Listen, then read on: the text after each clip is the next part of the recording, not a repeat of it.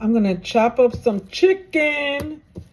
Yes, chicken tenders. And look, I took out that little tendon. If you want to know how I did that, watch it on a previous video. I'm going to show you a trick you've never seen before. Now, today I'm going to make chicken soup. I'm just going to chop up some chicken. Chop up your chicken tenders. Add a bunch of spices that you like. It's soup time. And start frying them up in a pot. Take your garlic that you chopped up and dump it in there. I just used this little gadget too. You think that was all the garlic I was going to add?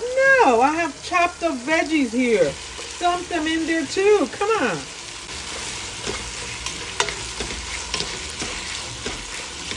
Take a can of fire roasted diced tomatoes and dump them in there because why not?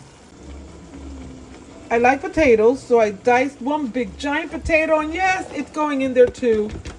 Remember, this is the way Isabel makes her chicken soup. Stirring, add some salt on top of those potatoes, because it's gonna need it. Now you're gonna pour about 4 cups of water in here. Maybe 3 or 4, depending on how much. Well, maybe 4. All right, pour 4 cups of water in there. I put about 4.5 cups of water in here, stir it, and then taste it. What you want to do is bring it to a boil, and then you're going to start simmering it for about half an hour to an hour. The longer you simmer it, the more flavorful it's going to get. And don't forget, I'm also adding corn.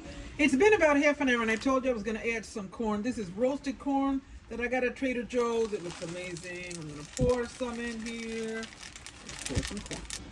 So now I'm going to give it about 15 more minutes. It doesn't matter how long your soup sits in there. The longer it sits, the more flavorful it's going to be. It's already been more than half an hour, and this soup is ready for the tasting. Look at how delicious this looks. All right, let's taste it. I can't take it anymore.